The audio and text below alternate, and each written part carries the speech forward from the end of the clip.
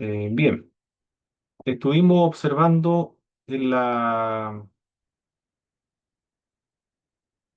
clase anterior, fue esto, en la clase número 5. Bueno, lo que vamos a ver hoy día es la situación del creyente que ha sido liberado del señorío de la ley de Moisés. ¿Cuál es la situación en la cual nosotros nos encontramos actualmente? También las características de la ley de Moisés, ¿cuáles son estas características? Y las características de la vida en el espíritu. Eso es lo que vamos a ver a continuación. Hay que recordar lo que estuvimos observando anteriormente, de que el apóstol Pablo señalaba que nosotros ya no estamos bajo la ley, sino que estamos bajo una nueva ley, que es la ley de la libertad, la ley de Cristo. Y pudieron haber algunas objeciones a lo que el apóstol Pablo estaba enseñando, y luego el apóstol Pablo se defiende y responde a estas eventuales objeciones. No se sabe si realmente hay un interlocutor o es simplemente un recurso retórico que el apóstol Pablo estaba utilizando para referirse a aquella persona que dice, si ya no estamos bajo la ley y la salvación es solamente por medio de las obras, entonces podemos ser libres de cualquier ley y podemos cometer cualquier tipo de pecado, se abre la puerta para el libertinaje, pequemos para que sobreabunde la gracia. El apóstol Pablo señala bajo ningún punto de vista, porque nosotros estamos muertos a- al pecado. En el capítulo 7 de, del libro de Romanos. La semana pasada tuvimos el examen, ¿verdad, mis hermanos? Terminamos a las 8:30, sí, ya. Bien, entonces esta es la clase que corresponde, clase número 7. La situación del creyente en el capítulo 7 ahora, del libro de Romanos. ¿Cuál es la situación en la cual se encuentra? Aquí nos señala el apóstol Pablo que está muerto a la ley, verso 4 y el verso 6. Así también vosotros, hermanos míos, habéis muerto a la ley mediante el cuerpo de Cristo, para que seáis de otro, del que resucitó de los muertos, a fin de que llevemos fruto para Dios. Hasta el verso 6 esto, porque mientras estábamos en la carne, las pasiones pecaminosas que eran por la ley obraban en nuestros miembros, llevando fruto para muerte. Pero ahora estamos libres de la ley por haber muerto para aquella que estábamos sujetos, de modo que sirvamos bajo el régimen nuevo del Espíritu y no bajo el régimen viejo de la letra. Anteriormente el apóstol Pablo, en el versículo 1 al verso 3, menciona una analogía de la legislación romana, bueno, no es la legislación romana, sino la legislación judía, cuando dice, ¿acaso ignoráis, hermanos? Pues hablo con los que conocen la ley, que la ley se enseñorea del hombre entre tanto que éste vive, porque la mujer casada está sujeta a la ley del marido mientras éste vive. Pero si el marido muere, ella queda libre de la ley del marido. Así que si en vida del marido se uniera a otro varón, será llamada adúltera, pero si su marido muriere, es libre de esa ley. De tal manera que si se uniere a otro marido, no será adúltera. El creyente, entonces, todos los cristianos ahora que creemos en el Señor Jesucristo, la situación frente al señorío de la ley es que nosotros estamos muertos a la ley de Moisés. Eso es lo primero que presenta el apóstol Pablo acá. Cuando se habla acerca de la ley, algunos neojudaizantes o raíces hebreas o también nazarenos, judíos mesiánicos, entre otros, todos estos son antitrinitarios, son evangélicos que adoptaron algunas prácticas judías, que admiran mucho el Estado judío actualmente, el Estado de Israel, que para algunos es el pueblo de Dios y para los judíos ortodoxos es un estado que se ha enmascarado de Israel, en realidad es una usurpación, dicen los judíos ortodoxos. Pero estos grupos del cual estoy mencionando de los raíces hebreas actualmente señalan que de la ley que el creyente ha muerto no es la ley de Moisés, sino más bien se refiere a la legislación romana. E incluso otros señalan que se refiere a la ley común. También podría ser que otros estuviesen indicando que esta ley en realidad se refiere a los mandamientos de hombres, la tradición oral, que proviene de la época de Moisés para algunos, que se transmitió oralmente de generación a generación, que no está escrita, o que se generó esta ley en la época de Edras y de Nehemías. De esa ley el creyente está libre, pero no es de la ley de Moisés, sino o de la ley romana, pueden ser varias explicaciones. Pero los de raíces hebreas nunca van a admitir que de la ley por la cual nosotros hemos sido muertos y que ya no tenemos ninguna relación con esa ley, es la ley de Moisés, eso jamás lo van a admitir. La explicación de que esta ley se refiere a la ley romana proviene en realidad de un alemán, un exégeta alemán, Ernst Käsemann. Sin embargo, dice Douglas Moo en su comentario bíblico muy importante, señala que aunque esta interpretación es ciertamente compatible con la interpretación del apóstol Pablo en el verso 1 y 3, es decir, la legislación romana, de formular un principio general, el apóstol nunca utiliza el vocablo nomos. Nomos significa ley. Nunca utiliza nomos en otro lugar para referirse a la ley secular. Por lo tanto, acá no podría estar hablando acerca de la ley secular. Y es indudable que la utiliza en referencia a la ley de Moisés, dice también el escritor Douglas Moo, del mismo modo como se utiliza en Romanos capítulo 6, verso 14 y verso 15. Y en la mayor parte del capítulo 7 habla acerca de la ley de Moisés. Por lo tanto, para estar seguros de qué ley nosotros estamos muertos, se refiere a la ley de Moisés. El cristiano está muerto a la ley de Moisés. Porque, ¿por qué está muerto a la ley de Moisés? Porque ahora es de otro. La analogía siempre del matrimonio. Si el marido muere, entonces la mujer es libre de casarse con otro. Así también. El creyente, como Cristo ha muerto, el creyente también ha muerto con el Señor Jesucristo. Por lo tanto, ahora es propio que pueda ser de otro, es decir, no de la ley, sino que ahora es perteneciente a Jesús de Nazaret. En el verso 4 lo menciona de ese modo. Así también vosotros, hermanos míos, habéis muerto a la ley mediante el cuerpo de Cristo para que seáis de otro, del que resucitó de los muertos a fin de que llevemos fruto para Dios. Ahora entonces el creyente le pertenece a otro, ya no a la ley de Moisés, sino que ahora le pertenece por la muerte al Señor Jesucristo. Esa es la analogía que emplea el apóstol Pablo para describir que nosotros estamos libres de la ley, porque ahora ya somos de Jesús de Nazaret. El cristiano, el creyente que está en Jesús de Nazaret, ya no está bajo la ley. Eso es lo que menciona el apóstol Pablo, ya lo había. Lo venía mencionando anteriormente, en los versículos anteriores, en los capítulos anteriores. Y aquí vuelve a enfatizarlo otra vez. Estamos libres de la ley de Moisés. Si usted se encuentra con uno de los movimientos de raíces hebreas que están acá en Puerto Montt, porque esta clase son todos de Puerto Montt, presencial, pero por hoy día online, voy a ver si se conecta algún hermano más. Creo que. Pero le envié el mensaje a todos los hermanos.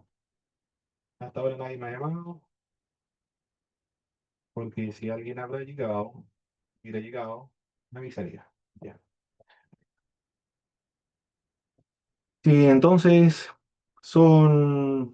hay algunos hermanos o de otras iglesias que trata de persuadirle de que todavía estamos bajo la ley. Ahí usted le comenta, le menciona el capítulo 7 del libro de Hebreos. Estamos muertos a la ley, porque ahora ya pertenecemos a Cristo, por la muerte de Cristo, porque nosotros hemos muerto con Cristo.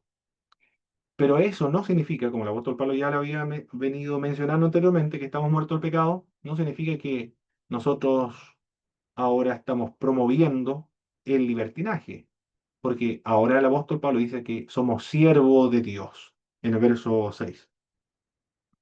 Pero ahora estamos libres de la ley por haber muerto para aquella que estábamos sujetos, de modo que sirvamos bajo el régimen nuevo del Espíritu y no bajo el régimen viejo de la letra. Entonces ahora estamos para que sirvamos bajo el régimen nuevo del Espíritu, para ser siervos de Dios. El vocablo que se utiliza acá de servir a Dios es doulewein, y viene de dulos. Dulos es un esclavo del más bajo dentro de las escala social de los esclavos. Ahora el creyente es un siervo, es decir, un esclavo de Dios.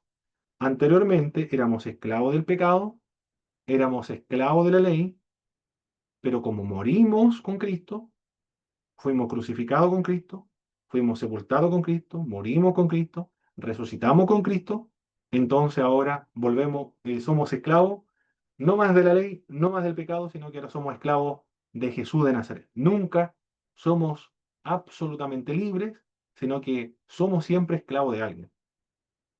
Esclavos en la ley de Moisés, esclavo de la muerte, esclavo del pecado, de la condenación.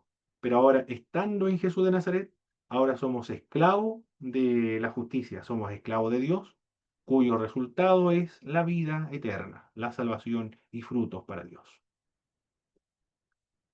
También dice el apóstol Pablo, la situación del creyente estamos estudiando.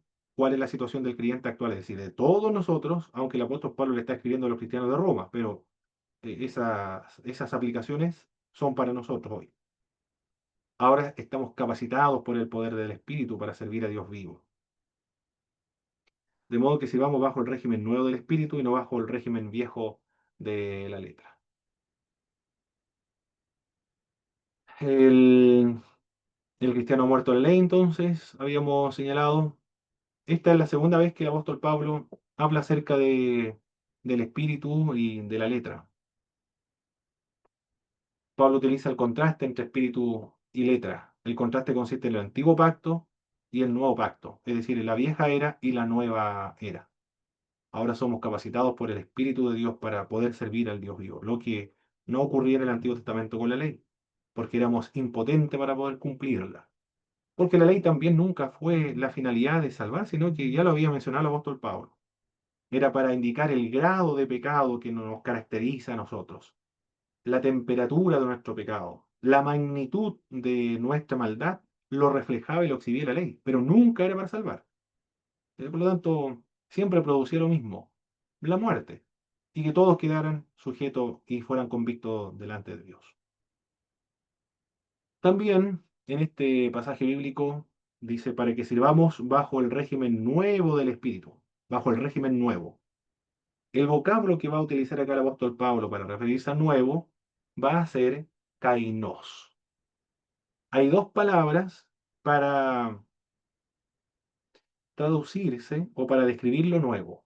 Una es neos, nuevo en cuanto al tiempo, y kainos, nuevo, pero no solamente en cuanto al tiempo, sino en cuanto a la calidad. Si yo tengo un computador, puede ser un Toshiba del año 1000, no, tendría que ser del año 2005, ya supongamos un Toshiba del año 2005. Y ahora yo perdí ese computador, supongamos que me lo robaron. Yo voy a la tienda o voy a una tienda de reparación de computadores y me compro un Toshiba del 2005, porque está más barato, está recondicionado, me dicen que está en excelentes y óptimas condiciones. Yo me lo compro. Yo diría que ese es mi nuevo computador. ¿Por qué? Porque no lo tenía anteriormente, ahora es nuevo, está recondicionado. El vocablo que utilizaría ahí no sería el mismo, sino que sería otro nuevo. El vocablo que utilizaría ahí, en ese caso, sería el neos. Es nuevo, pero en cuanto al tiempo. O un Toshiba también puede ser del año 2000, del año 2025, puede ser también. Sería nuevo en cuanto al tiempo. Utilizaría el vocablo neos. Y si yo voy a la tienda comercial y me compro un Mac ahora, del año 2025, un Mac, entonces ya no podría utilizar el vocablo neos en cuanto al tiempo, sino que utilizaría otro vocablo, que es el vocablo kainos.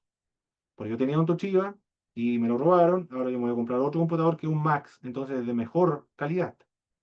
Vale mucho más caro, todos los elementos son mejores, entonces no es de la misma calidad del cual perdí, sino que es de mejor calidad. Entonces el vocablo es kainos en griego. El apóstol Pablo cuando habla acerca de no servir bajo el régimen nuevo para que sirvamos bajo el régimen nuevo del Espíritu, el vocablo que está utilizando el apóstol Pablo ahí es kainos, no es neos. Es decir, no es nuevo en cuanto al tiempo solamente, sino que es nuevo en cuanto al tiempo y en cuanto a la calidad al antiguo pacto. El nuevo pacto, el régimen del Espíritu, es decir, del Evangelio, del nuevo pacto, de la nueva era, es infinitamente superior al antiguo pacto, es decir, al pacto que Dios estableció con el pueblo de Israel. No es un pacto renovado, como señalan los judaizantes modernos o los de raíces hebreas. Porque si usted escucha a un judaizante moderno, le va a decir, es un pacto renovado. Pero si ahí está el vocablo que está utilizando, neos. Bueno, ellos le pueden decir, es una traducción errada, porque originalmente se escribió en hebreo y después cuando se tradujo al griego se corrompió. Y después esa corrupción se tradujo al griego, por lo tanto al castellano. Por lo tanto es una corrupción. Otros pueden decir que en realidad el vocablo hay que distinguirlo entre neos, entre kainos y entre lenovo, pero son artilugios para indicar que, de las raíces hebreas, para indicar que todavía estamos sujetos bajo la ley de Moisés. El contexto es sumamente claro. Ya no estamos bajo la ley de Moisés, sino que estamos bajo el régimen nuevo del Espíritu, es decir, del Evangelio, de la gracia, de la ley de Cristo. Y eso no significa fomentar el libertinaje, sino que nos indica que somos esclavos ahora de la justicia, esclavo de Dios, esclavo de Cristo, siervo de Dios y capacitados por el poder de Dios para servir a Dios. Y también da buenos frutos. El creyente que está bajo el nuevo régimen del Espíritu, no bajo el régimen de la carne, es decir, de la ley de Moisés, o viejo de la letra, da buenos frutos para Dios. Así también vosotros, hermanos míos, habéis muerto en ley mediante el cuerpo de Cristo, para que seáis de otro, del que resucitó de los muertos, a fin de que llevemos fruto para Dios. El creyente puede dar fruto para Dios ahora, bajo el régimen nuevo del Espíritu. ¿Algún comentario, mis estimados hermanos, hasta ahora de lo que hemos visto?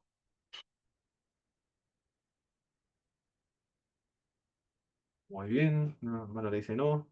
¿Se escucha bien o entrecortado, mis hermanos? ¿Se escucha fuerte? Escucha clarito. Excelente. Es que anteriormente yo tenía una entrada para varios USB y lo conectaba a mi computador. Pero este equipo, esta entrada, me distorsionaba el audio. Yo no sabía qué es lo que era. Si era el computador, era el driver, no sabía qué es lo que era. Lo llevé al servicio técnico y ahora de tantas pruebas que he hecho, grabé sin ese dispositivo y me di cuenta que eso era el que distorsionaba la voz. Las otras grabaciones habían quedado pésimas, malísimas. Esta misma clase que yo grabé el día martes, no se escucha, no está claro, no se sabe. Los demás también no eso, no van a entender mucho, pero era eso. Perfecto. Continuamos entonces con la segunda diapositiva. Las características de la ley ahora. La ley de Moisés, siempre entendiendo eso de que estamos hablando de la ley de Moisés, aunque no todos están de acuerdo con eso. Por lo menos los cristianos están de acuerdo que la ley de Moisés. Los que no son cristianos, es decir, los que son de las raíces hebreas, ellos señalan que se refiere a los mandamientos de hombres, a la Mishnah, puede ser a la Gemara, o también se refiere a la ley del Imperio Romano. Pero aquí se sobreentiende que se refiere a la ley de Moisés. La ley revela el pecado, dice el verso 7. Estamos en el capítulo 7, verso 7. ¿Qué diremos pues? ¿La ley es pecado? En ninguna manera. Pero yo no conocí el pecado sino por la ley. Porque tampoco conocería la codicia si la ley no dijera no codiciarás. Alguien podría pensar entonces que nadie se salva por medio de la ley, por medio de la ley viene el pecado, cuando se dio a conocer la ley fomentó en mí el pecado, queriendo hacer lo bueno, no puedo hacer lo que yo quiero, sino el mal que yo no deseo hacer, eso es lo que termino haciendo. Veo que hay una ley que se ha despertado por la ley de Moisés, se ha despertado el pecado en mí. Miserable de mí, dice el apóstol Pablo. ¿Quién me librará de este cuerpo, de esta muerte, de este cuerpo de muerte? Alguien podría decir entonces la ley es mala, porque produce muerte, produce condenación, conduce finalmente a una frustración. No dice el apóstol Pablo, porque la ley tiene otro propósito, otra finalidad. La finalidad es revelar el pecado. Yo no sabría, dice el apóstol Pablo, yo no conocí el pecado si por la ley, sino por la ley, porque tampoco conociera la codicia si la ley no dijera no codiciarás. Y después el verso 13, el apóstol Pablo dice, luego lo que es bueno vino a ser muerte para mí, en ninguna manera, sino que el pecado, para mostrarse pecado, produjo en mí la muerte por medio de lo que es bueno, a fin de que por el mandamiento el pecado llegase a ser sobremanera pecaminoso. La ley entonces revela el pecado, da a conocer el pecado, se despierta el pecado por medio de la ley. La ley es santa, la ley es justa, la ley es buena, no es mala, no tiene la finalidad de destruir, sino que tiene un propósito, es demostrar lo santo, lo bueno, lo justo que es Dios y también indicarle al ser humano la impotencia de poder cumplir esos mandamientos que Dios exige para estar delante de su presencia.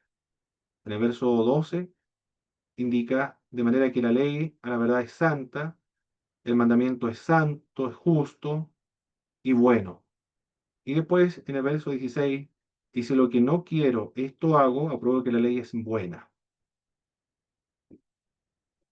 Esa es la función de la ley nada más. La ley espiritual, en el verso 14, porque sabemos que la ley es espiritual, mas yo soy carnal, vendido al pecado. Para que no se produzcan malas interpretaciones sobre lo que Pablo señala sobre la ley de Moisés, procede a detallar las características de la ley y su función. Revela el pecado en todo su horror.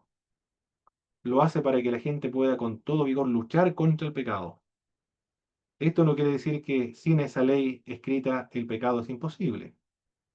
Con ley o sin ley, las personas igual van a pecar. Eso lo dice ya en el capítulo 3. Por cuando todos pecaron, todos están destituidos de la gloria de Dios. Aquellas personas que no conocieran el Evangelio, no conocieran la ley, igual son pecadores, dice el apóstol Pablo.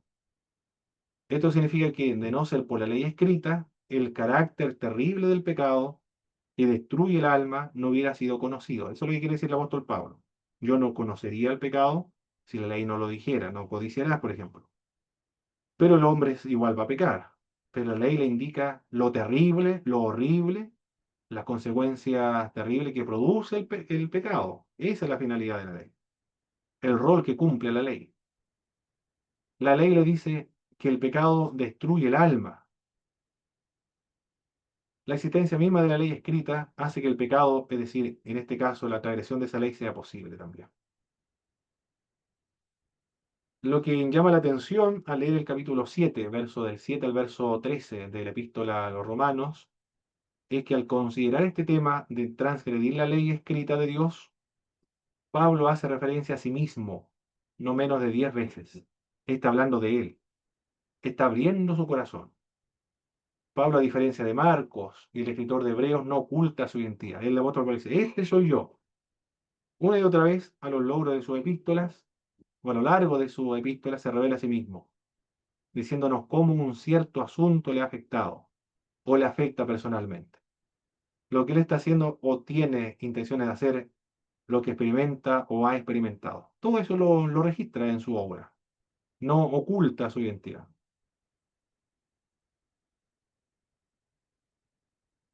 El poder del pecado, aquí hay una pregunta. Se refiere acá del verso 7 al verso 25.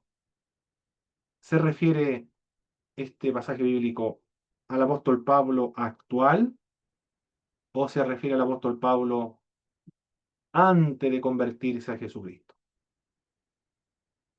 Estamos en el capítulo 7, del verso 8 en adelante. La ley, dice el apóstol Pablo,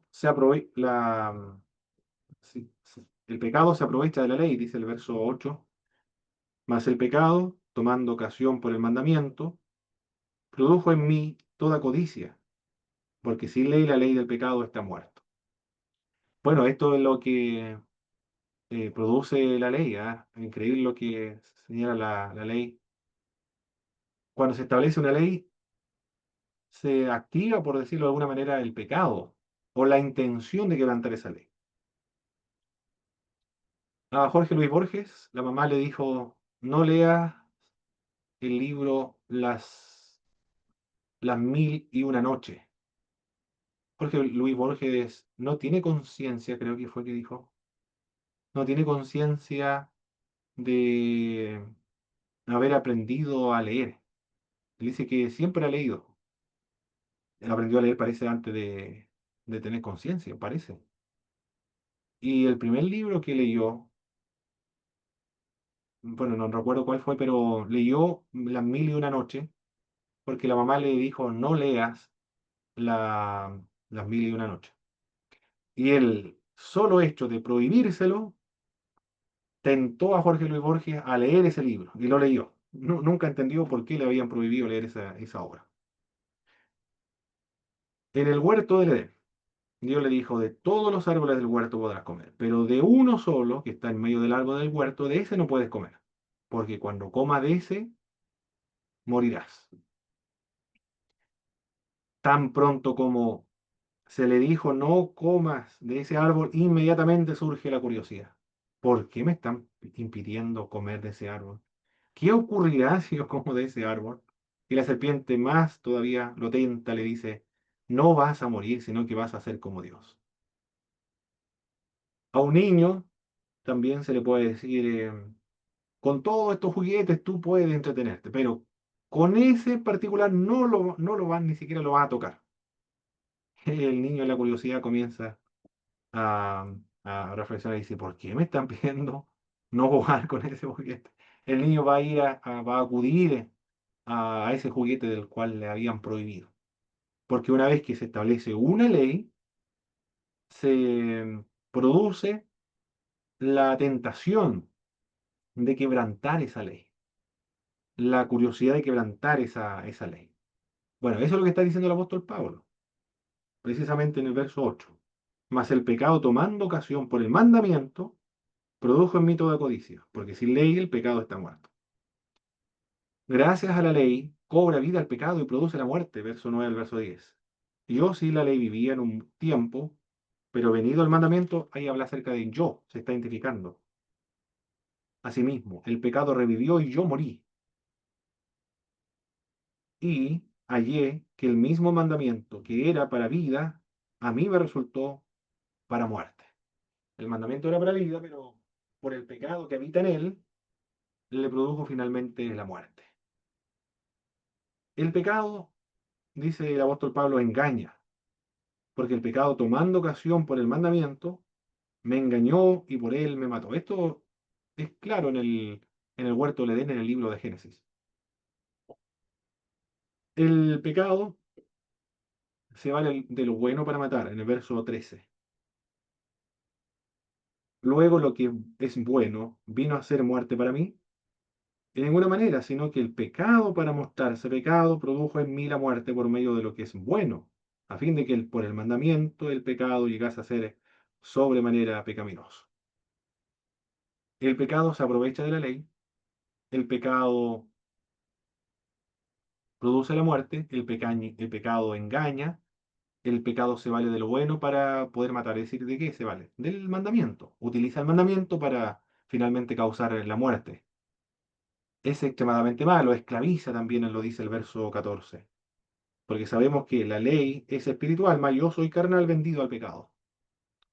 No está indicando el apóstol Pablo acá que él está esclavizado al pecado. Sabe que él tiene una naturaleza pecaminosa, pero no vive en el pecado. Si es actual, no habla acerca de que vive en el pecado, sino que tiene todavía la naturaleza pecaminosa que lo lleva y lo conduce a quebrantar la ley de Dios. Es una ley, la ley del pecado es una ley que es difícil, dice el apóstol Pablo, poder, poder liberarse. Claro, después dice, gracias a Jesucristo, gracias a Dios por Jesucristo nuestro Señor, que lo ha podido liberar de esta esclavitud, de esta ley es otra ley, habla de varias leyes.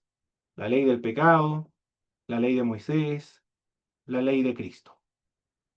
Impulsa a hacer lo que se aborrece, impide hacer lo bueno. En el verso 15 dice el apóstol Pablo, porque lo que hago no lo entiendo, pues no hago lo que quiero, sino lo que aborrezco, eso hago. Y después el verso 18, y yo sé que en mí, esto es en mi carne, no mora el bien. Está refiriéndose a su naturaleza pecaminosa, porque el querer el bien está en mí, pero no el hacerlo, porque no hago el bien que quiero, sino el mal que no quiero, eso hago. Y si hago lo que no quiero, ya no lo hago yo, sino el pecado que mora en mí. Siempre está hablando en primera persona, yo. Las preguntas que surgen aquí es, o la pregunta, ¿a quién alude el término ego? Es decir, yo. En griego es ego, pero se traduce al castellano como yo. ¿A quién alude el yo? Se han propuesto cuatro identificaciones para interpretar quién es el yo. Una de estas interpretaciones de a quién se refiere el yo, que se traduce o que menciona el apóstol Pablo, dice yo, estoy vendido al pecado, es el rumbo autobiográfico. Es decir, el yo se refiere específicamente o precisamente al apóstol Pablo, su experiencia cuando llegó a la mayoría de edad en el judaísmo, su experiencia justo antes de su conversión. El yo entonces es el apóstol Pablo, pero antes de su conversión. La otra explicación que se ha dado al yo es que no está hablando el apóstol Pablo de sí mismo en realidad, sino que es un recurso retórico más bien para referirse al rumbo adánico, para referirse a Adán. Los versos 7 y verso 12 solo se pueden aplicar a Adán,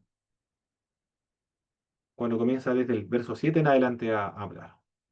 Yo estaba totalmente vivo antes de que viviese la ley de no comer el fruto del árbol. Yo estaba vivo. Está aludiendo o refiriéndose en un sentido retórico a Adán. Pero cuando vino el mandamiento, es decir, no comerá del fruto del árbol prohibido, el pecado cobró vida y trajo en mí condenación. La base para esta interpretación es la idea de la solidaridad comunitaria de Adán. Es decir, todos nosotros estamos en Adán y Adán era nuestro representante. Entonces, la segunda explicación sería el yo, Adán, no el apóstol Pablo. La tercera explicación que se ha dado acerca del yo, más yo, y yo sin la ley vivía en un tiempo, pero venido el mandamiento, ese en yo se referiría más bien al pueblo de Israel. Estaría él representándose o representando a Israel en él. Esta interpretación de el yo identificándose al pueblo de Israel viene de la época de Juan Crisóstomo, el predicador de la iglesia de Constantinopla en el siglo IV. Crisóstomo significa boca de oro, un gran predicador de la iglesia de Constantinopla. Muy hermosa la biografía de Juan Crisóstomo. Nosotros, como nación, estábamos en sentido relativo, espiritualmente vivos antes de la entrega de la ley en el monte Sinaí. Sería la interpretación de, de esta porción bíblica, refiriéndose a Israel. Pero cuando se nos dio la ley de Moisés en el monte Sinaí, esto dio al pecado la oportunidad de crear la transgresión y así profundizar y radicalizar nuestra perdición espiritual. Esa sería la tercera explicación que se ha dado a este pasaje de yo, del verso 7. La primera entonces sería el apóstol Pablo antes de su conversión. La segunda explicación, Adán. La tercera explicación, el pueblo de Israel. La cuarta explicación sería desde la perspectiva existencialista. Convencido de que los versos del 7 al verso 12 no pueden identificarse con ninguna persona o experiencia en particular. No se refiere a una persona o a un grupo de personas o a Israel o a Adán. Muchos intérpretes identifican el ego, es decir, yo, como nadie en particular. No se refiere a nadie específicamente, sino más bien que se refiere a todo el mundo en general, desde la perspectiva entonces existencialista. Mu, el exégeta del Nuevo Testamento, concluye que ego, es decir, yo, denota el propio apóstol Pablo, pero que los eventos descritos en estos versículos no fueron todos personal y conscientemente experimentados por el apóstol. En este sentido, argumentamos a favor de una combinación, dice Mu, del punto de vista autobiográfico y el punto de vista que identifica ego con Israel. Ego no es Israel, pero ego es Pablo en solidaridad con el pueblo de Israel. Eso es lo que dice Douglas Moo con respecto a quién se refiere este pasaje bíblico, del verso 7 al verso 25. ¿Al apóstol Pablo o se refiere a otra persona? Bien, continuemos. Las leyes que el apóstol Pablo en el capítulo 7 habla. La primera ley es la ley del matrimonio. El apóstol Pablo dice, si muere el esposo, la esposa, la mujer es libre de casarse con otro. Pero si se separa y vive, entonces estaría en una situación de adulterio. Esa sería una ley del matrimonio entonces. Pero también menciona otra ley, la ley de Cristo, la ley de la libertad, en el verso 3. No está claro, pero en el libro de Gálatas lo menciona claramente. Así que si en vida del marido se uniera a otro varón, será llamado adúltera, pero si su marido muriere, es libre de esa ley. De tal manera que si se uniera a otro marido, no será adúltera. En el libro de Gálatas habla acerca de la ley de Jesucristo en el capítulo 6 de Gálatas, en el verso 2. Sobrellevad los unos las cargas de los otros y cumplid así la ley de Cristo. Ahí menciona entonces la otra ley. Y en Mateo también, capítulo 19, verso 3 al 9, habla de la ley de Jesús de Nazaret. Los cristianos no estamos bajo la ley de Moisés, pero estamos bajo la ley de Cristo. Somos libres de la ley, pero para ser siervos de Dios. Estamos muertos al pecado y vivos para la justicia. Eso dice la Sagrada Escritura del apóstol Pablo más adelante y los textos anteriores. Otra ley que menciona el apóstol Pablo es la ley entregada por Dios a Moisés en el monte Sinai. Bueno, ahí están los textos bíblicos del verso 7, verso 22 también, siempre del capítulo 7. 22 no tiene 22, ¿cierto? Llega hasta el 21. Para que así como el pecado reinó para muerte, así también la gracia reine por la justicia, para vida eterna, mediante Jesucristo, Señor nuestro. Pero la ley se introdujo para que el pecado abundase, más cuando sobreabundó el pecado, sobreabundó la gracia. Bueno, hasta el 20, dice el 22, verso 20. La otra ley es la ley del pecado, del verso 1 al verso 21 al verso 23, capítulo 7. Ah, perdón, estoy leyendo el verso 6. Sí, eh, tiene 22 versículos, 23 versículos tiene. Había dicho de la ley de Moisés, porque según el hombre interior me deleito en la ley de Dios. A eso se refiere a la ley de Moisés. La ley del pecado, verso 21, así que queriendo yo hacer el bien, hallo esta ley. ¿Cuál ley se refiere? A la ley del pecado, que está en mí. Y la ley de la mente, en el verso 23. Pero veo otra ley en mis miembros que se revela contra la ley de mi mente y que me lleva cautivo a la ley del pecado que está en mis miembros. Los contemporáneos del apóstol Pablo conocían muy bien este sentimiento del apóstol, lo mismo que nosotros lo conocemos hoy. Séneca, un filósofo político, orador y escritor romano conocido por sus obras de carácter moralista, decía que los hombres odian sus pecados y los aman al mismo tiempo. Ovidio, un poeta romano, había escrito la famosa sentencia: veo las cosas mejores y las apruebo, pero sigo las peores. Es como un delincuente esto. Los delincuentes no están de acuerdo en que le roben a él. ¿Por qué me robaron? Esto es una justicia. Pero él no tiene ningún complejo de robar a otras personas. Más bien lo justifica. Es que me ha ido muy mal en la vida. Estaba muy complicado de recursos económicos, entonces salí a robar un banco. Pero le robé a las personas de más recursos económicos. Siempre lo va a justificar de alguna u otra manera. La sociedad es la que me ha hecho así. Si me tratan con amor, yo no robaría. Alguien, alguien dijo eso: no hay que tratarlos mal, hay que tratarlos bien, hay que tratar con amor a los delincuentes. Porque la sociedad es la que tiene la culpa, por la cual yo soy ladrón, o soy criminal, o soy narcotraficante. Pero siempre tienen excusa. Este pasaje se podría llamar el de las incapacidades. Demuestra la incapacidad del conocimiento humano. El conocimiento no hace bueno a nadie. Demuestra la incapacidad de las resoluciones humanas. Es decir, una cosa está muy lejos de hacerla. Demuestra la limitación del diagnóstico también. Pablo sabía muy bien lo que está mal, pero era incapaz de corregir ese mal. El sentimiento del apóstol Pablo es un sentimiento de miseria y de esperanza igualmente. Miserable de mí, dice el apóstol Pablo. ¿Quién me librará de este cuerpo de muerte? Gracias doy a Dios por Jesucristo, Señor nuestro.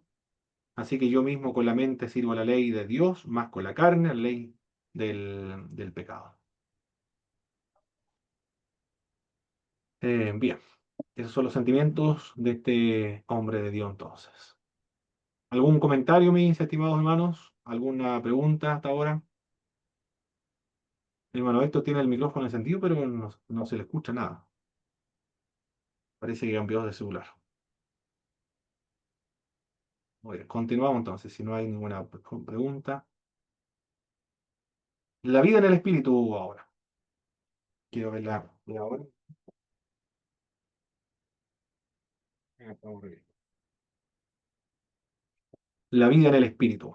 Capítulo 8, verso del 1 al verso 30 y 39.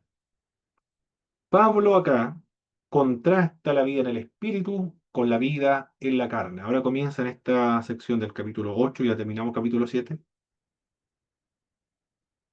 Habla de la vida en el espíritu. En el capítulo 1, el apóstol Pablo habla de el pecado de los gentiles. En el capítulo 2, el apóstol Pablo menciona el pecado de los judíos. En el capítulo 3 señala que todos se encuentran bajo pecado. Al final del capítulo 3, al comienzo del capítulo 4, habla acerca de la justicia de Dios que se ha manifestado, y después menciona los resultados de la justificación por medio de la fe. Luego él se revela: esta es la situación en la cual me encuentro yo, y ahora está hablando acerca de la vida en el espíritu. Habla de neumatología ahora el apóstol Pablo.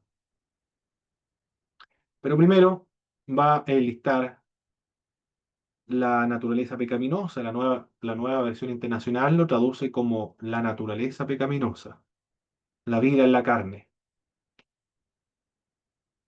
La naturaleza pecaminosa, ¿qué es lo que menciona? Esta naturaleza o el pecado anuló el poder de la ley. Lo dice en el verso 3. Porque lo que era imposible para la ley, por cuanto era débil por la carne, Dios, enviando a su Hijo en semejanza de la carne de pecado, y a causa del pecado condenó al pecado en la carne. En el verso 3. Anuló el poder de la ley entonces. Tenía poder, pero el pecado, la naturaleza pecaminosa, anula ese poder. La naturaleza pecaminosa fija, fija en su mente en los deseos de la carne, lo dice el verso 5. Porque los que son de la carne piensan en las cosas de la carne, pero los que son del espíritu en las cosas del espíritu. Bien, entonces ahí nos está diciendo el apóstol Pablo que se puede controlar este problema entonces, el de vivir en la carne. Cuando habla acerca de Jesús, la carne implica la humanidad de Cristo, pero también alude a la esfera de la debilidad humana en la que Cristo se introdujo para realizar su obra. Ocuparse de ella, es decir, ocuparse de la naturaleza pecaminosa, lleva a la muerte, dice la Dios habla hoy. El que se deja controlar por su mentalidad humana tendrá muerte, dice la palabra de Dios para todos. La palabra de Dios para todos lo traduce como humana, pero ahí se está refiriendo a la sark en griego. Sark también se utiliza para referirse a la humanidad, pero en este contexto se está utilizando para referirse, como dice la nueva versión internacional, a la naturaleza pecaminosa de los seres humanos, que hemos heredado de Adán y de Eva, desde el huerto del Edén. Transmitieron a todos los seres humanos esa naturaleza pecaminosa. O también se conoce como la depravación total o la corrupción total. La naturaleza pecaminosa, dice también el apóstol Pablo, es enemiga de Dios, en el verso 7. Por cuanto los designios de la carne, o la meta, los propósitos de la carne, son enemistad contra Dios, porque no se sujetan a la ley de Dios. Y tampoco pueden, finalmente concluye el apóstol Pablo, tampoco pueden. Es enemiga de Dios, la naturaleza pecaminosa de los seres humanos. No se somete a la ley de Dios. No puede agradar a Dios, dice el verso 8. Y los que viven según la carne no pueden agradar al Señor. Bien, esta es la característica entonces de la vida de la carne. Anuló el poder de la ley, fija en su mente los deseos de la carne, ocuparse de ella es para muerte, lleva a la muerte, es enemiga de Dios, no se somete a la ley de Dios, no pueden agradar a Dios. Eso es un contraste para luego señalar la situación del ser humano, el creyente, ahora el que vive en el Espíritu. En la nueva era, en un estado de regenerado, es decir, de un creyente que vive bajo el régimen nuevo del Espíritu. La vida en el Espíritu libera de la ley del pecado y también libera de la muerte, en el verso 2. Porque la ley del Espíritu de vida en Cristo Jesús me ha librado de la ley del pecado y de la ley de la muerte. Libra entonces del pecado y libra de la muerte. Fija la mente en los deseos del Espíritu. El que anda en el Espíritu fija la mente en los deseos del Espíritu, en el verso 5. Porque los que son de la carne piensan en las cosas de la carne, pero los que son del Espíritu, en las cosas del Espíritu. El que anda en el Espíritu. ¿Me podrían, por favor, mis hermanos, presentar algunos ejemplos de fijar la mente en las cosas del Espíritu o pensar en las cosas del Espíritu? ¿Qué ejemplo me podrían dar, por favor, para indicar eh, de una persona que piensa las cosas en el Espíritu por el hecho de andar en el Espíritu?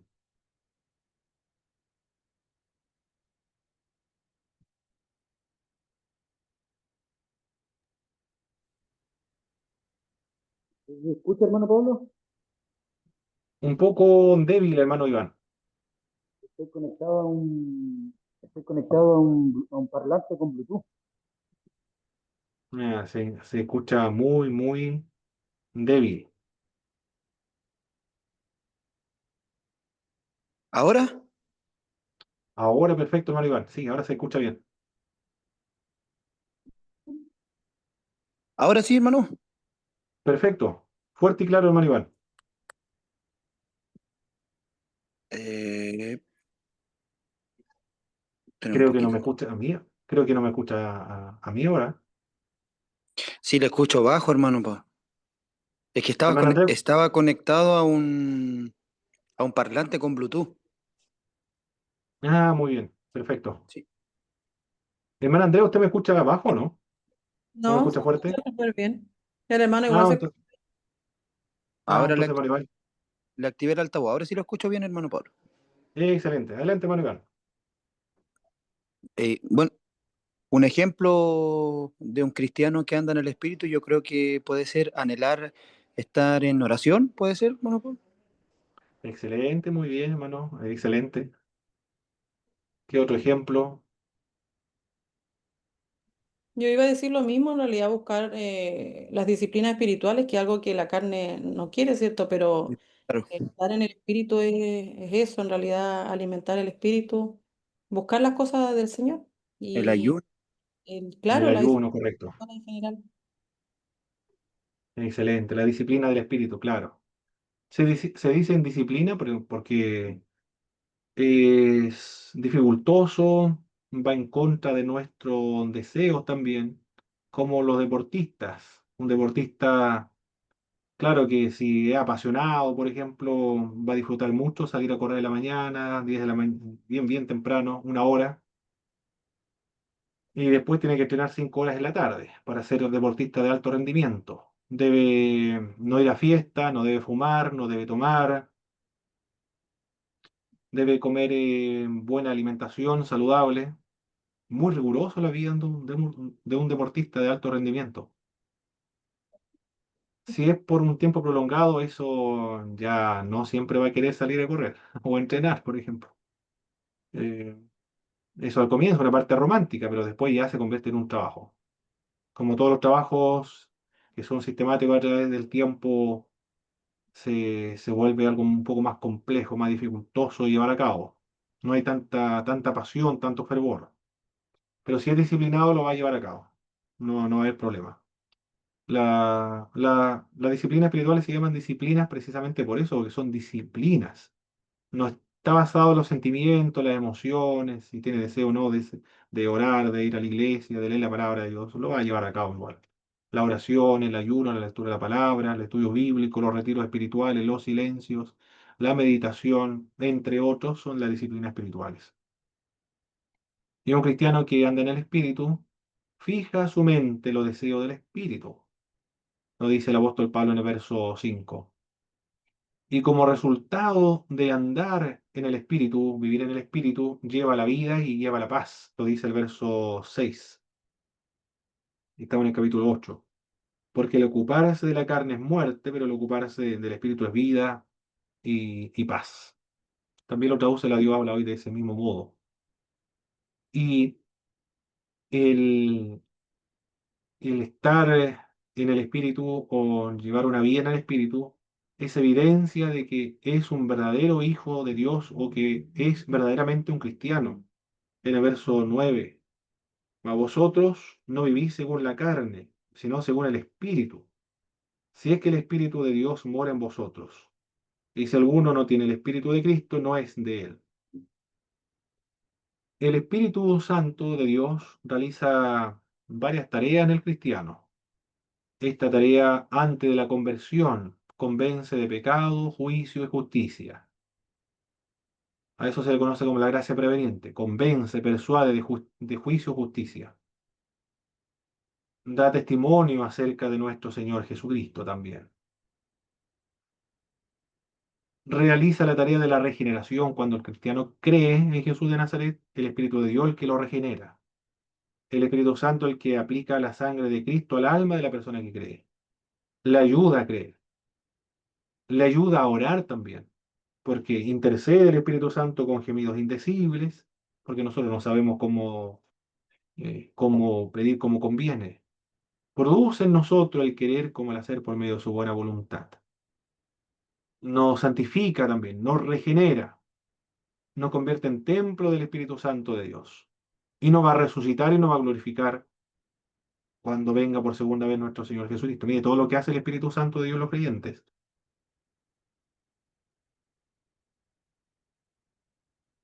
También Él persuade o convence, nos dice a nosotros de que somos sus hijos. El Espíritu en su labor regenerativa, o trayendo al Padre y al Hijo a morar dentro del corazón, lo ha sellado el Espíritu de Dios creyente, lo ha sellado con su Espíritu, que son las arras de nuestra herencia, primicias de lo que Dios va a dar a todos los creyentes por haber creído. Todo eso ocurrió en el momento de la conversión, la, la regeneración, la santificación y el sello con el Espíritu. Todos los cristianos tienen el Espíritu Santo de Dios en ese aspecto de la regeneración. Si alguien no tiene el Espíritu, no es cristiano, porque un cristiano tiene a Jesucristo en el corazón por medio del Espíritu Santo de Dios. No se debe confundir con el bautismo con el Espíritu Santo, que es diferente, porque el sello con el Espíritu ocurre en el momento de la conversión, la tarea regenerativa ocurre en el momento de la conversión, tiene la finalidad de regenerarlo, de convertirlo, hacerlo una nueva criatura, pero lo otro tiene que ver con el revestimiento de poder para servicio, y eso ocurre posterior a la conversión, pero tiene otras finalidades. Una vez para salvación, tiene finalidades soteriológicas, por decirlo de alguna manera, y lo otro tiene finalidades misionales, para llevar a cabo la misión, capacitarlo para la misión. Uno en la conversión, el otro en la capacitación.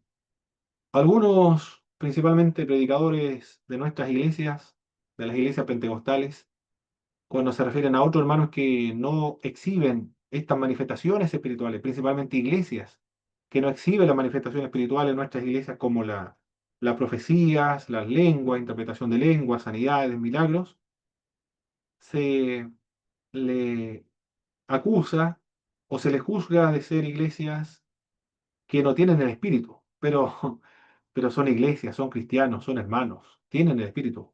Lo que pueden estar aludiendo es de las manifestaciones espirituales, que tiene que ver con el bautismo con el Espíritu Santo, que no es lo mismo que el sello con el Espíritu o la obra regenerativa del Espíritu Santo de Dios.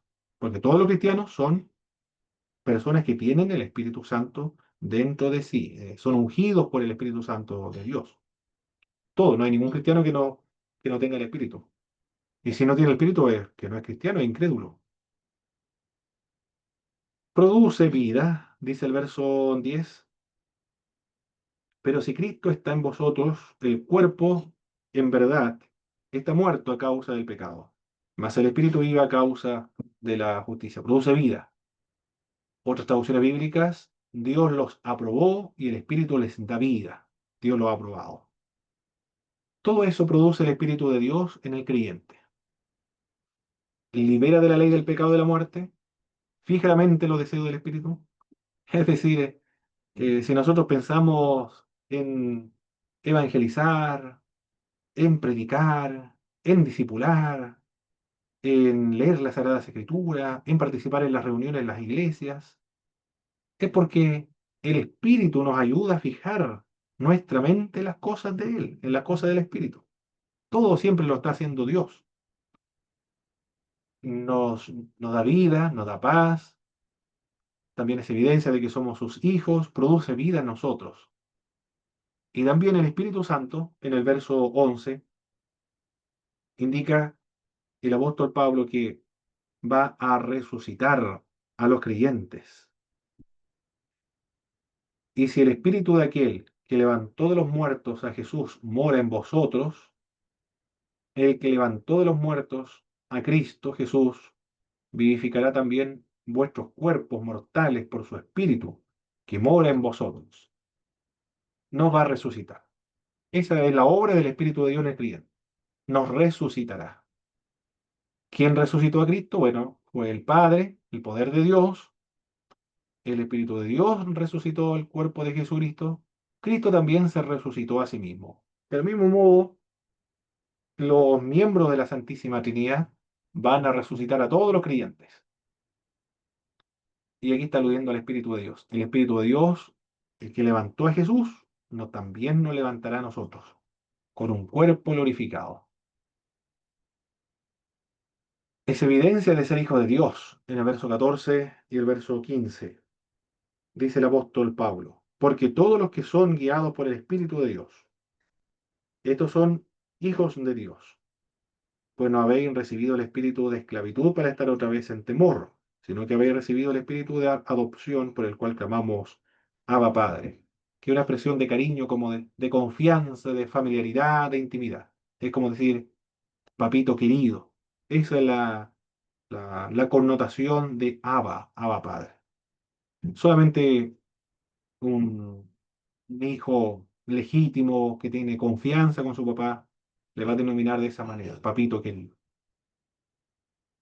Solamente el creyente, el que tiene el Espíritu Santo, quien le da, el Espíritu le da confianza al creyente de dirigirse a Dios en términos tan tiernos como ese, papito querido. Es decir, ahora el creyente se acerca a Dios con ternura, con confianza, con familiaridad, porque el Espíritu de Dios le da esa confianza, le da esa seguridad. Es evidencia de que es hijo de Dios entonces. Y da testimonio a nuestro espíritu de que somos hijos de Dios. En el verso 16 lo repite, el espíritu mismo da testimonio a nuestro espíritu de que somos hijos de Dios. Nos convence a nosotros de que somos hijos de Dios. Si hay alguien tiene duda de que es hijo de Dios, entonces el espíritu no está dando testimonio de que es hijo de Dios. Tendría en ese caso que revisar su conversión. Si el espíritu no da testimonio al espíritu de que es hijo de Dios. Alguien le puede decir, no creo que tú seas hijo de Dios. Alguien puede quedar con una duda si realmente es hijo de Dios, pero el Espíritu le da testimonio a su espíritu. Yo realmente soy un hijo de Dios, puede decir un creyente. Que le han objetado, le han cuestionado su conversión. El Espíritu me ha dado testimonio de que yo realmente soy su hijo. Es muy subjetivo eso. ¿Quién podría cuestionarle una experiencia como esa? Porque es muy subjetivo, muy íntimo, muy personal. El Espíritu da testimonio a nuestro espíritu de que somos los hijos de Dios. Bien. Esas son las características entonces de la vida en el espíritu. Libera de la ley del pecado y de la muerte. Fija los deseos en el espíritu. Fija la mente en los deseos del espíritu. Lleva vida y paz. Es evidencia de un verdadero cristiano. Es evidencia también de ser hijo de Dios. Produce vida. Resucitará a los creyentes y nos da testimonio de que somos sus hijos. Bien. Terminamos esta parte, que es la clase número 7. Vamos a dar un repaso antes de comenzar con la siguiente. Entonces, vimos que el cristiano se encuentra en una situación de libertad o de liberación de la ley, no de la ley romana, no de la ley secular o la ley de las tradiciones orales de los judíos, sino de la ley de Moisés. Nosotros hemos muerto a esa ley, porque ahora somos siervos o pertenecientes a Cristo, siervos de Dios, y capacitados también por el Espíritu de Dios para servir a Dios. Y por eso que podemos dar buenos frutos, dice el apóstol Pablo. La ley no es mala, la ley tiene una finalidad de revelar el pecado. La ley de Moisés es santa, es justa y es buena, porque exhibe la naturaleza de Dios. Dios es santo, Dios es bueno, Dios es justo y Dios es espiritual. Pero al que se le da la ley, es decir, al pueblo de Israel, y al apóstol Pablo y a todos nosotros también, nos da a conocer cuán pecadores somos. Y nos indica a nosotros que somos carnales, porque no podemos fijar las cosas en la ley de Moisés. Por esa razón, ahora el creyente está bajo un nuevo régimen del espíritu. El vocablo nuevo es de calidad superior, infinitamente superior. Por eso que ahora el creyente que anda en el espíritu es liberado de la ley del pecado y de la muerte. Por eso que ahora tiene vida y tiene paz, lo que no podía tener cuando estaba bajo el régimen de la letra, es decir, bajo la antigua era, bajo la ley de Moisés. Y el creyente ahora puede fijar los deseos en el Espíritu, y es evidencia de que es hijo de Dios y va a resucitar de entre los muertos, y el Espíritu da testimonio en tu espíritu de que somos sus hijos. Bien, eso es lo que estuvimos trabajando entonces en la clase. Esta fue número 7. Ahora, inmediatamente, adelantamos la siguiente, algunos minutos todavía. Alcanzamos a trabajar con la clase número 8.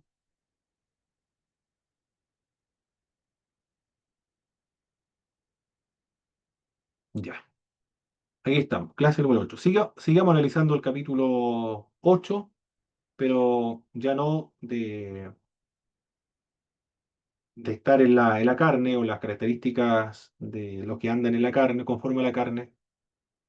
Terminamos ya la vía en el espíritu, ahora nos vamos con la cristología. ¿Qué dice el apóstol Pablo en esta misma sección del libro de Romanos, capítulo 8, verso 1 al 39, acerca de Jesús?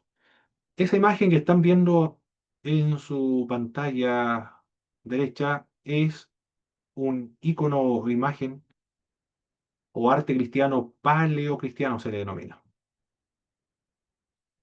El arte paleocristiano se desarrolló durante los primeros 300 años de la historia de la Iglesia.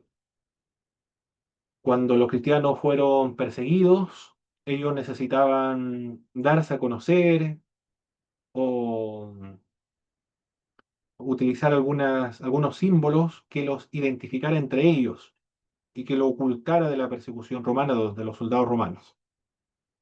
Era muy peligroso la situación de los cristianos en esa época, por lo tanto tenían que protegerse. Y una de estas imágenes utilizadas era esto, el buen pastor, que es un romano, un griego, con una oveja, está representando a Jesús de Nazaret. El buen pastor, eso es lo que simboliza.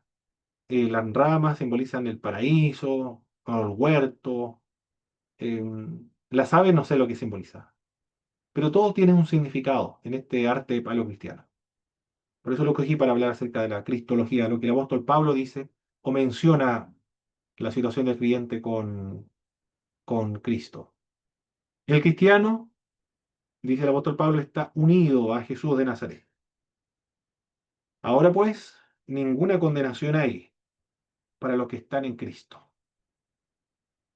Es muy importante este pasaje bíblico porque nos da seguridad a todos los creyentes.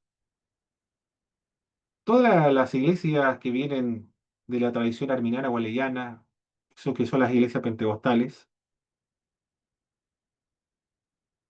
es verdad que algunos no han comprendido muy bien la doctrina cristiana, ¿eh? Y sus tradiciones teológicas, arminiana waleyana. Y se han desviado algunos en algunas predicaciones a una salvación prácticamente sin decirlo abiertamente, predicando lo contrario, pero en la práctica como dependiendo de las obras humanas, pero que no han sabido articularla o relacionarla con la gracia, ese es el problema. Aquí el apóstol Pablo le está diciendo que los que están en Cristo no hay ninguna condenación, no tienen por qué preocuparse de ser condenados en el infierno. Es que las predicaciones dicen que si está en el mar, por ejemplo, si está en la playa y no está en la iglesia o está evangelizando, predicando, si viene Jesús se va a quedar para el arrebatamiento. Porque a esa persona que fue a la playa, un día domingo, por ejemplo, en vez de estar en el templo, cuando sale de vacaciones, está muerto espiritualmente, porque la Biblia dice, y utiliza la Biblia igual, porque la Biblia dice, el mar entregará a sus muertos. Acá el apóstol Pablo dice, el que está en Cristo, no hay condenación, ninguna condenación hay para los que están en Cristo Jesús. Ah, pero dice, para los que están en Cristo. Algunos eruditos bíblicos señalan que el pensamiento en el cual gira el apóstol Pablo, o perdón, sí, el tema principal en el cual gira los pensamientos del apóstol Pablo es en Cristo, más que la justificación por medio de la fe. Ninguna condenación, pero son aquellos que están en Cristo. No hay condenación ninguna para los que están en Jesús de Nazaret. Se refiere a creer en Cristo, a no perder la fe en Cristo, a confiar en Jesús de Nazaret. Los que no andan conforme a la carne, luego lo menciona. Eso, una evidencia de estar en Cristo es que no andan conforme a la carne, sino conforme al Espíritu, porque están relacionados una cosa con la otra. El creyente entonces está unido con Cristo. Todos los creyentes estamos unidos a Jesús. Jesús es el Hijo de Dios, en el verso 3, porque no, lo que era imposible para la ley, por cuanto era débil por la carne, Dios enviando a su Hijo en semejanza de carne, de pecado y a causa del pecado condenó el pecado de la carne. El apóstol Pablo en Romano dice que Jesús es el Hijo de Dios. Es de la naturaleza, de la esencia misma de Dios. Pero al mismo tiempo, el apóstol Pablo dice que es humano, que vino en semejanza nuestra en la condición pecaminosa. Él se refiere a la carne, semejante a la condición pecaminosa. Es decir, nosotros estamos en este cuerpo, se adoptó este cuerpo, fue impecable. Y no podía pecar tampoco porque su naturaleza humana estaba indisolublemente unida a su naturaleza divina. Por eso le impedía cometer algún pecado. Por eso que era imposible de que pecara. Es el Dios hecho hombre entonces para el apóstol Pablo en esta sección de Romanos. Se ofreció en sacrificio por el pecado en el verso 3 y el verso 4. Porque era imposible por la ley, por cuanto era débil por la carne, Dios enviando a su Hijo en semejanza de carne de pecado y a causa del pecado condenó al pecado en la carne. Se ofreció a sí mismo. Y en el verso 32 lo vuelve a repetir el capítulo 8. El que no escatimonia a su propio Hijo, sino que lo entregó por todos nosotros. ¿Cómo no nos dará también con él todas las cosas? Ya fue enviado en semejanza nuestra, se ofreció en sacrificio por el pecado. Jesús está en el creyente, vive en el creyente, en el verso 10. Pero si Cristo está en vosotros, el cuerpo en verdad está muerto a causa del pecado, mas el espíritu vive a causa de la justicia. Entonces, según lo que dice el apóstol Pablo, nosotros estamos en Jesús y al mismo tiempo Jesús está en nosotros. Esa es la terminología que utiliza el apóstol Pablo. Nosotros en Cristo y Cristo en nosotros, dentro de nosotros. Está en el creyente entonces. Jesucristo fue resucitado por el Espíritu Santo de Dios en el verso 11. Y si el Espíritu de aquel que levantó de los muertos a Jesús mora en vosotros, el que levantó de los muertos a Cristo Jesús, vivificará también vuestros cuerpos mortales por su Espíritu que mora en vosotros. Bien, Jesús fue resucitado por el Espíritu. Si fue resucitado, presupone que era un ser humano, un hombre, pero que resucitó con un cuerpo glorificado. El creyente es coheredero con Cristo también en el verso 17. Y si hijos, también herederos de Dios, coherederos con Cristo, si es que padecemos juntamente con Él, para que juntamente con Él seamos glorificados. Todo lo que le pertenece a Dios Padre, por derecho le pertenece al creyente. Y todo lo que le pertenece a Jesucristo, por derecho también le pertenece al creyente. Y la base de ese derecho, la muerte de Jesús de Nazaret es el derecho. Es decir, es el que ganó el derecho para todos nosotros, de ser heredero de Dios y coheredero con Cristo. Por eso que esta gracia es sobreabundante. Donde abundó el pecado, sobreabundó la gracia. El efecto del pecado de Adán no se puede comparar con el efecto de la obra de Jesucristo, el segundo Adán. No se puede comparar. Porque antes no éramos herederos de Dios. Adán y Eva no eran herederos de Dios. No era heredero de Jesucristo, ni siquiera lo conocía. Conocían a Dios. Generalmente nosotros tenemos un conocimiento mucho más preciso de Dios. Es mucho, mucho más grande entonces la obra que realizó nuestro Señor Jesucristo. Y los resultados de la obra del segundo Adán, de Jesús. Jesús es el modelo para todos los creyentes. En el verso 29 lo dice el apóstol Pablo. porque a los que antes conoció, también los predestinó, para que fuesen hechos conforme a la imagen de su Hijo, para que Él sea el primogénito entre muchos hermanos.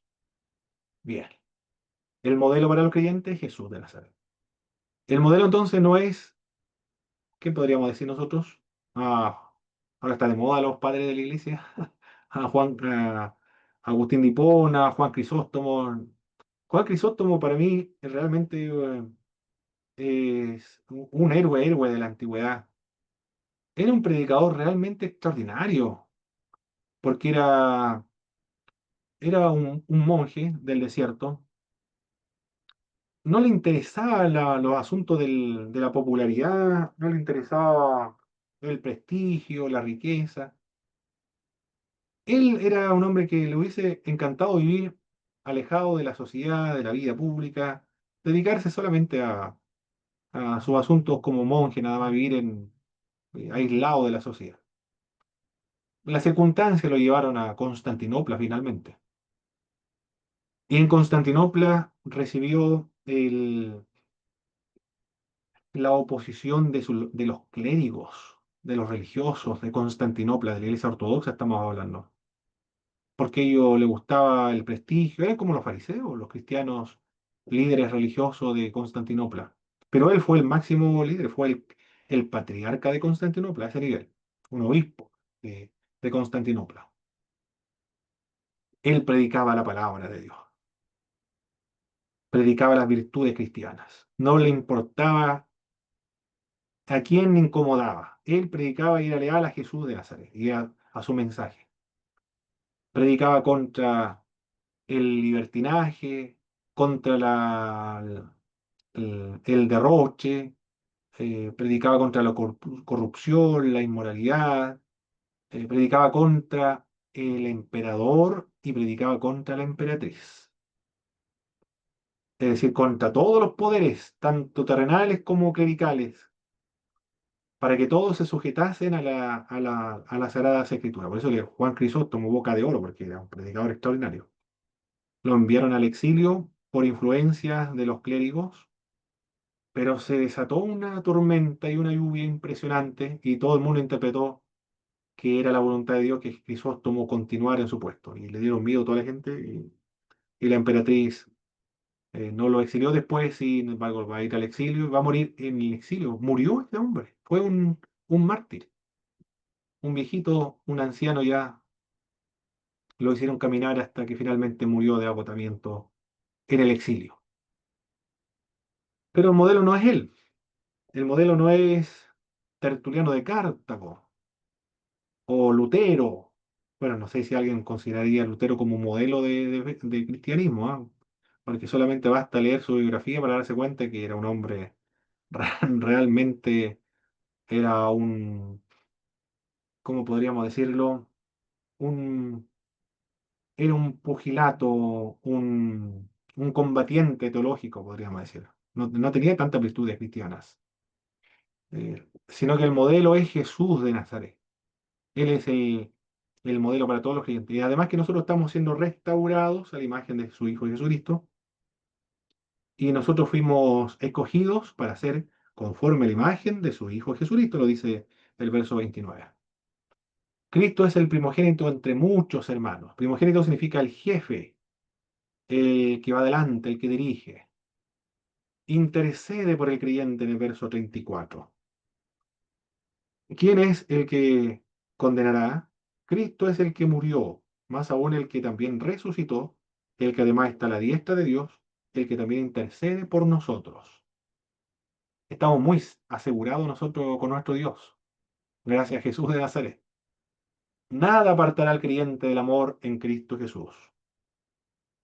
Ni la tribulación, es decir, las pruebas, el dolor, el sufrimiento, o la angustia, o la persecución, o el hambre. Aquí los de la teología de la prosperidad dirían, si tiene hambre es porque le faltó la fe. El apóstol Pablo sufrió hambre, desnudez, peligro y aguijón en su carne. No vivía en la misma esfera en la cual yo viví, dice, o vivo, dicen los actuales predicadores. El hambre, desnudez o peligro o espada nada los puede separar en Cristo Jesús, lo dice el verso 35, le da seguridad. Por supuesto, en tanto la persona esté en Cristo y Cristo en él. Nadie los puede separar si él está en Cristo, Cristo en él. Eso es lo que podemos aprender de la cristología y mucho más todavía en el libro de Romanos. Bien, mi estimado hermano, ¿algún comentario antes de irnos al recreo? ¿O alguna pregunta de lo que estamos observando hasta ahora?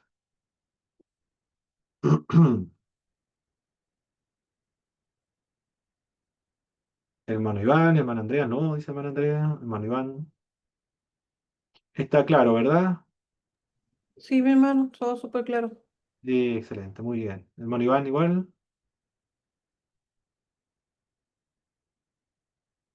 Muy bien. Debe tener problema con el micrófono, hermano Iván. Bien, entonces, hermanos, vamos a